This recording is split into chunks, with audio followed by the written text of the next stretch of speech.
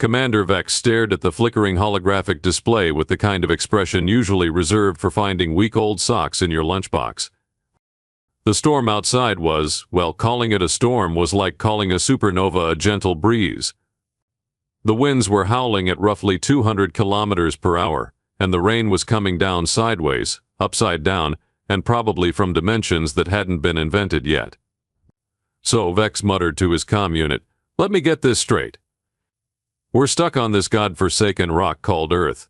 Our ship's about as useful as a chocolate teapot, and now we're supposed to find shelter in, what did the scanner say?" "Oh yes, a cave. Brilliant."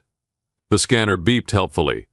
Vex wanted to throw it into the storm, but considering it was the only thing keeping him from becoming a very flat alien pancake, he resisted the urge. The cave entrance loomed ahead like a gaping mouth, which was exactly the kind of comparison Vex didn't need right now.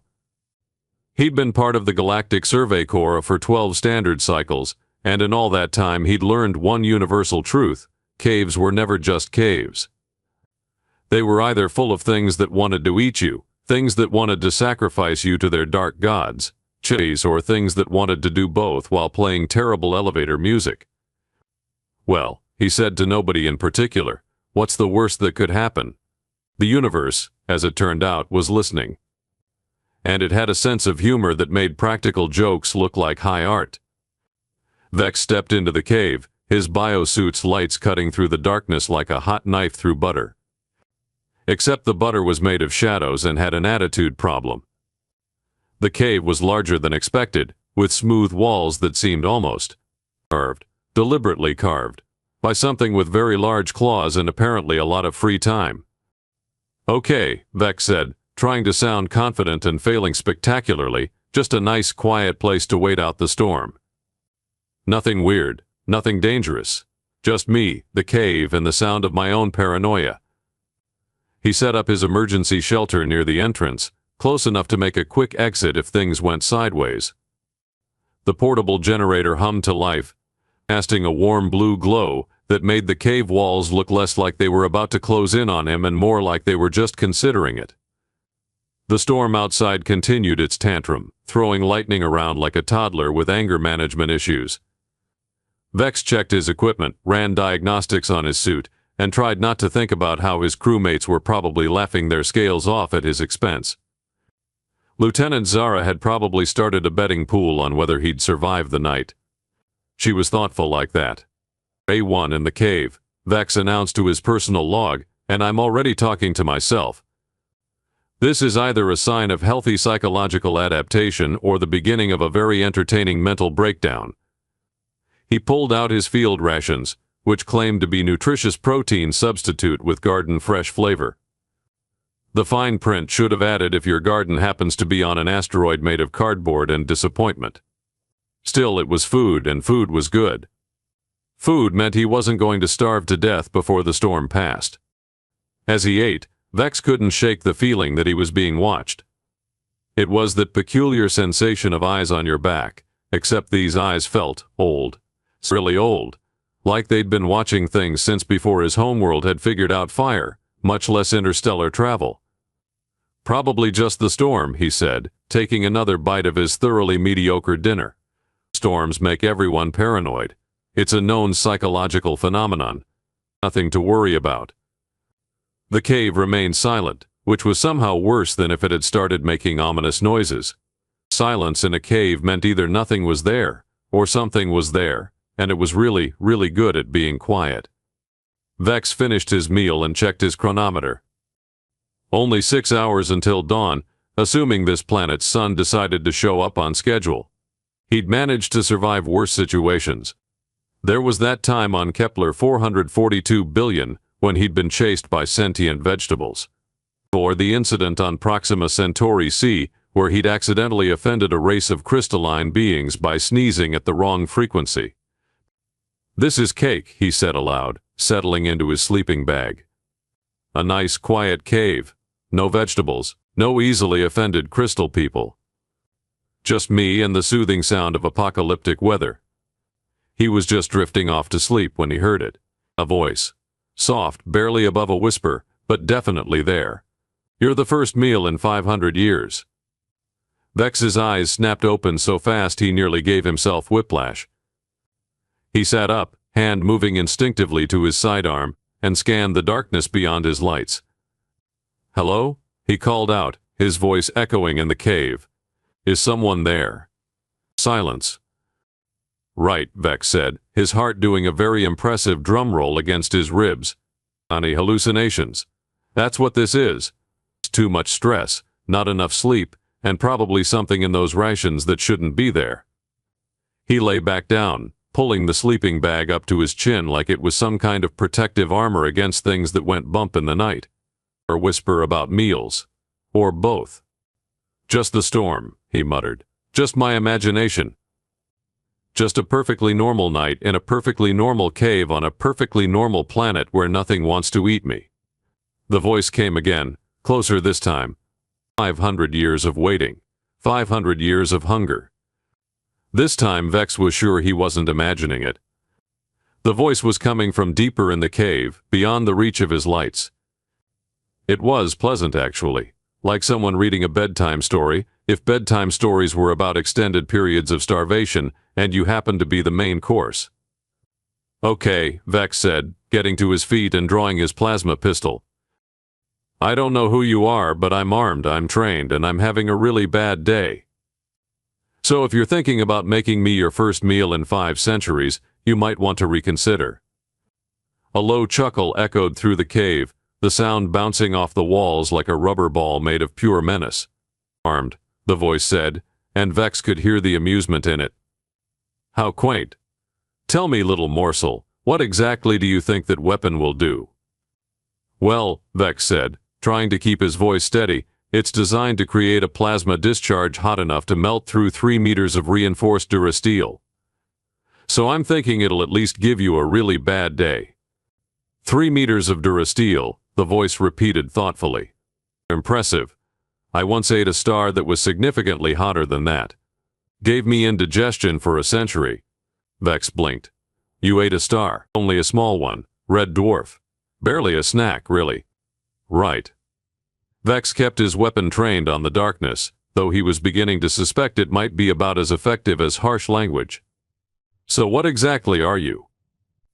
"I am ancient," the voice said, and now Vex could hear movement in the depths of the cave. Something large was stirring. "I am hunger. I am the thing that waits in the dark between stars, feeding on the light of dying suns and the dreams of civilizations that forgot to duck." "That's poetic," Vex said. "Also terrifying. Mostly terrifying." "Thank you. I've had a lot of time to work on my introduction." The movement was getting closer. Vex could feel vibrations through the cave floor, like something massive was shifting its weight. His biosuit's sensors were going crazy, detecting energy signatures that didn't fit any known classification. "So," Vex said, backing toward the cave entrance, 500 years is a long time to go without eating. You must be pretty hungry." "Ravenous," the voice confirmed. "You have no idea what it's like, little one. To exist in the spaces between spaces, watching civilizations rise and fall like waves on a shore, and not be able to taste a single one of them." "Yeah, that sounds rough." Vex was almost to the entrance now. The storm was still raging outside, but suddenly getting struck by lightning seemed like a relatively minor inconvenience. "But here's the thing. I'm not actually that nutritious. Mostly just protein and bad life choices. You'd probably get more satisfaction from a decent sandwich." "Oh, but you're wrong," the voice said, and now Vex could see something moving in the darkness. Something that made the shadows look bright by comparison. "You see, I don't just consume flesh. I consume experience. Memory. The weight of lives lived and choices made. And you, little traveler, you've been places. You've seen things. You're practically marinated in adventure." "Great," Vex muttered. "I'm a walking appetizer." The thing in the darkness moved closer, and Vex caught a glimpse of what might have been an eye. Or possibly a small moon. It was hard to tell the difference when you were dealing with entities that snacked on celestial bodies. "But I'm curious," the voice continued, and Vex could hear something that might have been genuine interest. "You're not running. Most species would have fled by now, storm or no storm." They'd take their chances with the lightning rather than face the dark. Yeah, well, Vex said, still holding his weapon but no longer pointing it at the darkness, I'm not most species. I'm human. Well, technically I'm Zorathian, but I was raised by humans. Close enough. What's enough? Human, the voice repeated, and there was something different in its tone now. Something that might have been surprise? You're human? Honorary human, Vex corrected. But yeah, I've picked up most of the major human traits. Stubbornness, terrible decision-making, and a tendency to make jokes when I'm about to die. The movement in the darkness stopped. Human, the voice said again, softer this time. It has been a very long time since I've encountered one of your kind. Really? Vex said, his curiosity overriding his survival instincts. When was the last time? Approximately 500 years ago, the voice said, and now Vex could hear something that definitely wasn't hunger. It was sadness? He was lost like you, seeking shelter from a storm that was not quite like yours. What happened to him? I ate him, the voice said simply. But not before he told me the most remarkable stories. Tales of a species that refused to accept the impossible, that looked at the vast darkness of space and said, hold my beer before diving in head first. Yeah, Vex said, lowering his weapon slightly, that sounds like humans. He spoke of wars fought against odds that would have made gods weep, of explorers who walked into the unknown armed with nothing but curiosity and an alarming disregard for their own safety, of a species that had turned stubbornness into an art form. That's actually a pretty good description. And he laughed, the voice said, and now Vex could hear something that was definitely wonder. Even as I prepared to consume him, he laughed. He told me jokes. Bad ones mostly, but jokes nonetheless. Do you know what it's like to hear laughter after 10,000 years of silence? I'm guessing it's either really nice or really disturbing. Both, the voice said. It was both. The cave fell silent again, and Vex found himself in the peculiar position of waiting for a cosmic horror to continue its story. This was definitely going in his report, assuming he lived long enough to file one. So, Vex said carefully, you ate him because you were hungry? I ate him because that is what I do, the voice replied. I am hunger. I am the space between stars. I consume because consumption is my nature. Right. And now you're going to eat me because it's been 500 years and you're hungry again. That was the plan, the voice admitted. But you're human, or human enough. And the last human I encountered changed something in me. His laughter, his stories, his absolute refusal to accept that he was about to become a meal.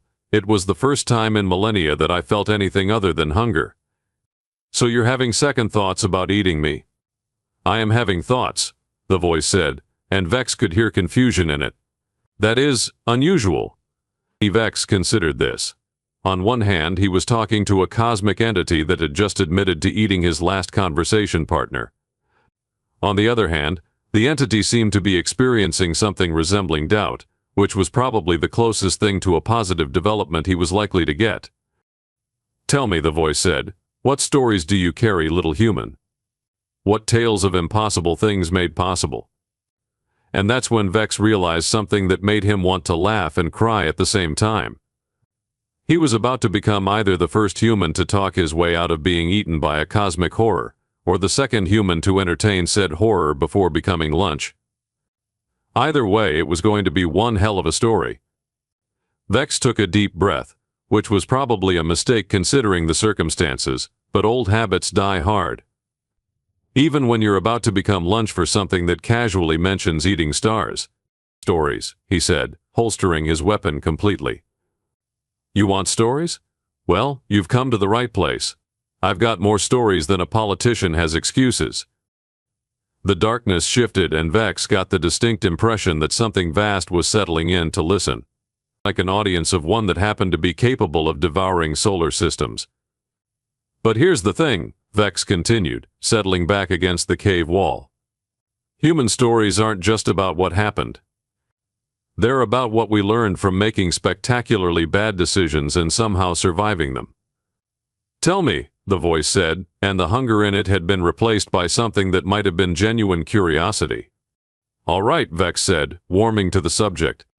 Let me tell you about the time humans decided to pick a fight with the Nexus Collective.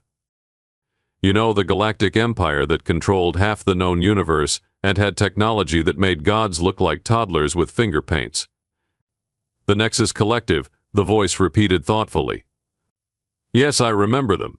They lasted approximately 3,000 years before they disappeared.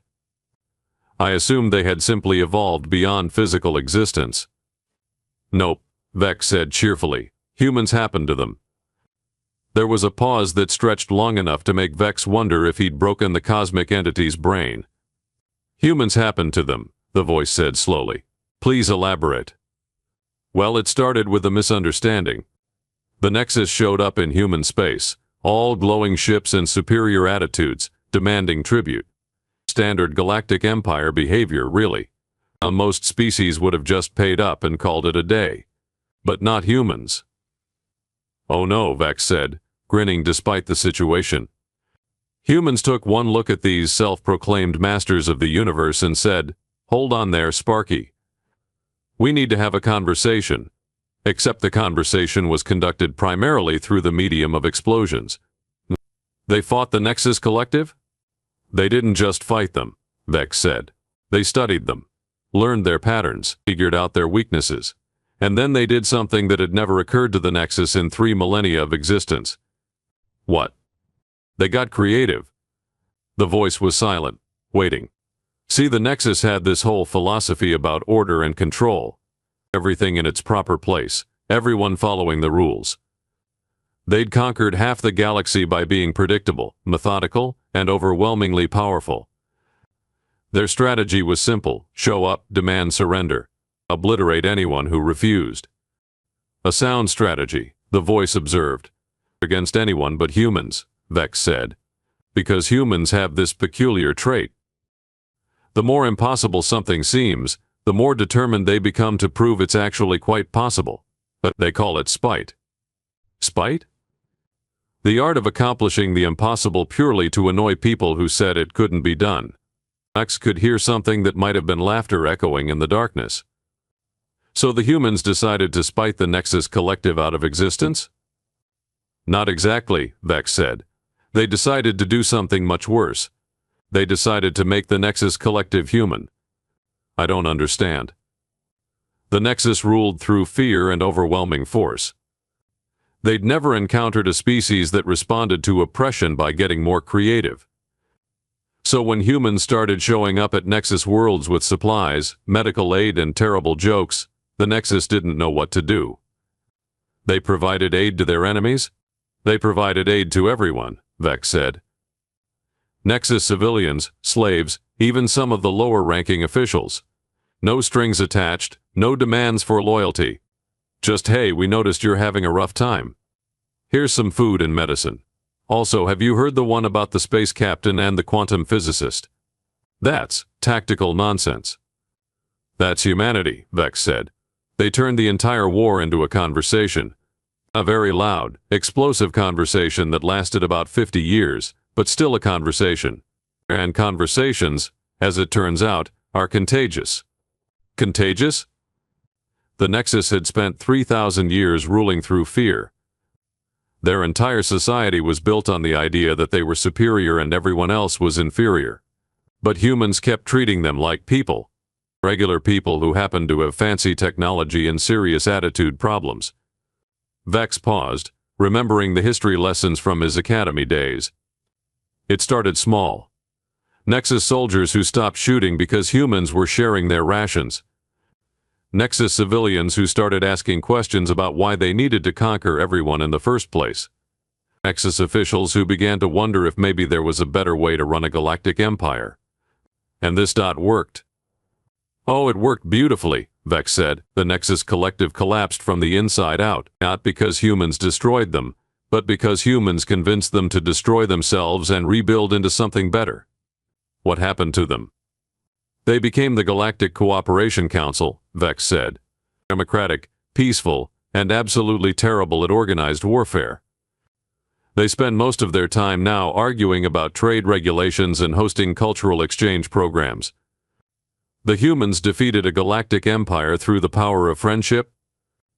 The humans defeated a galactic empire through the power of being aggressively decent to everyone they met, even people who were trying to kill them. The silence that followed was so profound that Vex began to worry he'd accidentally offended something that could eat planets. That, the voice said finally, is the most absurd thing I've ever heard. Yeah, humans have that effect on people. And it actually worked? It worked so well that half the galaxy now operates on human principles. Being excellent to each other has become official policy for 17 different species. 17 species have adopted human philosophy? 43 actually, Vex said. But I was only counting the ones that have made it official policy. The others just sort of picked it up through cultural osmosis. Cultural osmosis? Humans are persistent. They show up places, start helping with problems, tell terrible jokes, and before you know it, everyone's acting slightly more human. It's like a very friendly virus, and a virus of decency. Exactly. Though humans prefer to call it being neighborly. The voice was quiet for a long moment, and Vex could hear something shifting in the darkness. When it spoke again, it sounded different. The human I met 500 years ago, the voice said slowly, he tried to tell me similar stories about impossible victories and the power of stubborn optimism. I thought he was simply trying to delay the inevitable. Maybe he was, Vex said. Or maybe he was trying to plant a seed. A seed. An idea. A possibility. A chance that maybe, just maybe, there was something better than an eternity of hunger and darkness. I am what I am, the voice said, but there was less certainty in it now. I am hunger. I am the void between stars. I cannot simply change. Says who? Says everyone. Everything. The fundamental laws of existence. Yeah, well, Vex said, getting to his feet. Humans have a long and distinguished history of telling the fundamental laws of existence to go sit in the corner and think about what they've done. That's not how reality works. Reality is negotiable, Vex said. Trust me, I've seen humans renegotiate the laws of physics through sheer bloody-mindedness. Reality usually gives in around the third or fourth attempt. You're suggesting that I could simply choose not to be what I am. I'm suggesting that maybe what you are isn't what you have to be, Vex said. Maybe hunger isn't your nature. Maybe hunger is just what you've been doing for so long that you've forgotten there are other options. Other options? When's the last time you tried not being hungry? The silence stretched for nearly a full minute. I don't remember, the voice said finally. It's been so long since I was anything other than hunger that I can't recall what else there might be. Well, Vex said, there's curiosity, wonder, the satisfaction of learning something new, the joy of making someone laugh, the warm feeling you get when you help someone solve a problem. You're describing things I consumed long ago. No, Vex said firmly. I'm describing things you could experience. Right now. Today. In this cave with a stubborn alien who's too stupid to know when he's supposed to be terrified. And how exactly would I experience these things? Easy, Vex said. Instead of eating me, try talking to me. Ask me questions. Share stories. Find out what it's like to have a conversation that doesn't end with someone being digested. That's absurd. Most of the best things are. The darkness shifted again, and Vex got the impression that something vast was considering possibilities it had never imagined. If I don't consume you, the voice said slowly, what happens to my hunger? Maybe it gets replaced by something better, Vex said. Maybe it doesn't. Maybe you'll always be hungry, but you'll have other things to focus on. Maybe you'll discover that the universe is full of nourishment that doesn't require eating anyone. Such as music, art, mathematics, the satisfaction of solving a puzzle, the joy of seeing someone succeed against impossible odds, and the laughter of friends sharing terrible jokes. You're describing ephemeral things, meaningless distractions. I'm describing the things that make existence worth existing, Vex said. The things that humans fight for. The things that matter more than survival. And if I try this conversation and find it insufficient, then you'll have learned something new, Vex said. And learning something new is its own kind of nourishment. The voice was silent for a long time. When it spoke again, it sounded almost tentative. What would we talk about? Anything you want, Vex said. The places you've been, the things you've seen, the civilizations you've watched rise and fall. I'll tell you about the weird corners of the galaxy I've visited, the strange aliens I've met, the impossible things I've witnessed. And this conversation would be sufficient. You wouldn't become bored. Are you kidding? Vex said. You're a cosmic entity that's been alive for millions of years. You've seen the birth and death of stars. You've witnessed the rise and fall of entire civilizations. You're probably the most interesting conversationalist I've ever had the chance to meet. Even though I was planning to eat you? Especially because you were planning to eat me, Vex said. Anyone can have a boring conversation. It takes real talent to have an interesting conversation with someone who was considering you as a snack. The sound that echoed through the cave was definitely laughter this time. Not the menacing chuckle from before, but something warmer. Something that sounded almost human. Very well, the voice said. Let us have this conversation. Tell me, small human, what is the strangest thing you've ever seen? Oh, that's easy, Vex said, settling back against the cave wall. I once watched a human convince a black hole to change its mind. Black holes don't have minds. That's what everyone said, right up until the humans started arguing with it. And as the storm raged outside, Vex began to tell the story of Captain Sarah Mitchell and the persuasive singularity incident, while somewhere in the darkness, an ancient entity that had known only hunger for millions of years discovered the simple pleasure of being surprised. By dawn, when the storm finally passed, neither of them wanted the conversation to end. The entity, who had decided to call itself Echo after hearing Vex's stories about the importance of names, had agreed to travel with him. Not as a passenger, but as a companion, someone to share the journey and the stories yet to come. You know, Vex said as they prepared to leave the cave, I came here looking for shelter from a storm, and I'm leaving with a friend who used to eat stars for breakfast.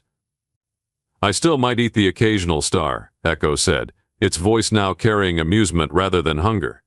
But only the ones that have gone out anyway. No point in wasting good starlight. That's very environmentally conscious of you. I'm learning, Echo said. It turns out there's a lot more to existence than I ever imagined. Wait until you meet the rest of my crew, Vex said. They're going to absolutely lose their minds when they find out I made friends with a cosmic horror. Is that what I am? A cosmic horror? You were, Vex said. Now you're just cosmic. The horror part seems to have gotten lost somewhere in the conversation. Good, Echo said. I never much cared for the horror part anyway. It was always so lonely. As they walked toward the cave entrance, where Vex's emergency beacon was finally getting a response from his ship, Echo asked, what happens now? Now, Vex said, we go have adventures. I see impossible things. We meet interesting people. We solve problems. We tell stories. We laugh at terrible jokes. We live. And if we encounter others like I used to be, other entities consumed by hunger and darkness, then we tell them about the better options, Vex said. We show them that conversation is more nourishing than consumption. We prove that friendship is stronger than fear. And if they don't listen, then we tell them better stories, Vex said, because in the end, that's what humans do. We tell stories until everyone remembers that there's more to existence than just surviving it. As they stepped out of the cave and into the morning light, Echo's voice carried a warmth that hadn't been there the night before. I think, Echo said, I'm going to like being human. You're going to be terrible at it, Vex said cheerfully. We all are. That's the point. And somewhere in the distance, Vex's ship was approaching, carrying a crew that was about to have the most interesting day of their lives. But that, as they say, is another story.